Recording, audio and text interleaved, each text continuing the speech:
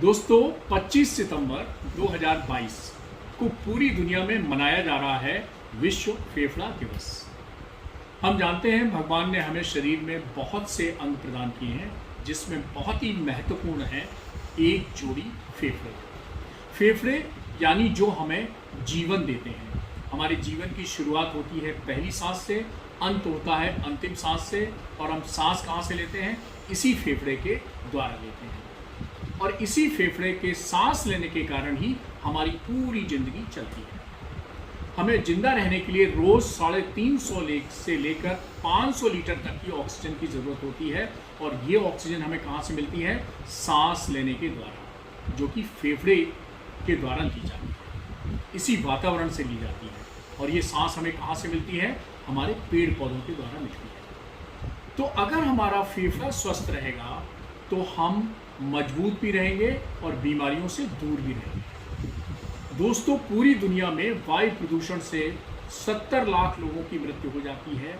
हमारे भारत में भी प्रतिवर्ष वायु प्रदूषण के कारण होने वाली बीमारियों से 17 लाख लोगों की मृत्यु हो जाती है।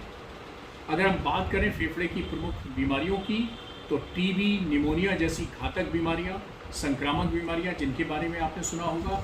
इसके साथ साथ सांस की प्रमुख बीमारियां जैसे asthma, COPD, interstitial lung disease और इसके साथ साथ फेफड़े का कैंसर, ये प्रमुख बीमारियां होती हैं हमारी फेफड़े। तो इन सब बीमारियों से हम बच सकें, वायु प्रदूषण के नुकसान से हम बच सकें, तो कैसे बच सकते हैं? अगर हम फेफड़े को स्वस्थ रखें। कैसे रख सकते हैं हम अपने फेफड़ों को स्वस्थ?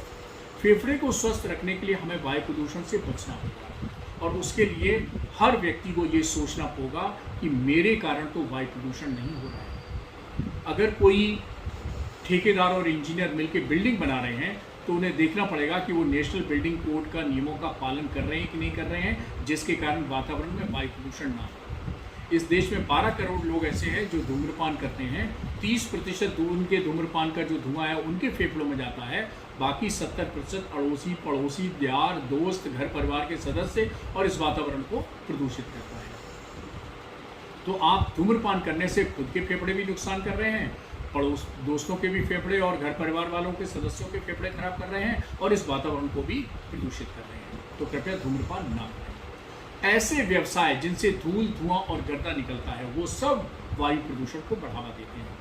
तो इसलिए अगर कोई ऐसे व्यवसाय में आप लगे हुए हैं तो पूरे सुरक्षा के उपाय अपनाइए। और ऐसी जगह जहां आप काम करते हैं, अगर धूल, धुआं, गर्दा होता है या आप ऐसी जगह काम करने जाते हैं जहां धूल, धुआं, गर्दा होता है, तो आप मास्क लगा के जाइए।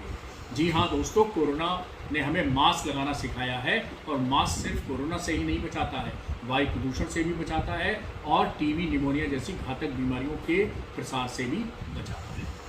इसके अतिरिक्त हम फेफड़ों को मजबूत करने के लिए योग, प्राणायाम और व्यायाम कर सकते हैं। हम हरी सब्जियां और ताज़े फल खा सकते हैं, मौसम के फल खा सकते हैं।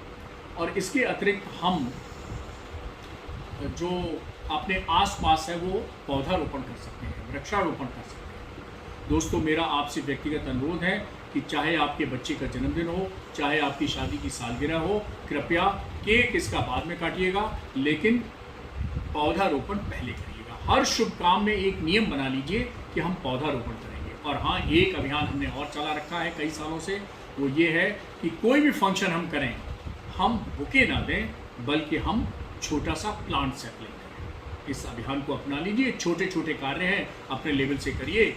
हम वातावरण को भी शुद्ध रखेंगे, अपने फेफड़े को भी मजबूत रखेंगे और हम बीमारियों से भी बचे रहेंगे। नमस्कार।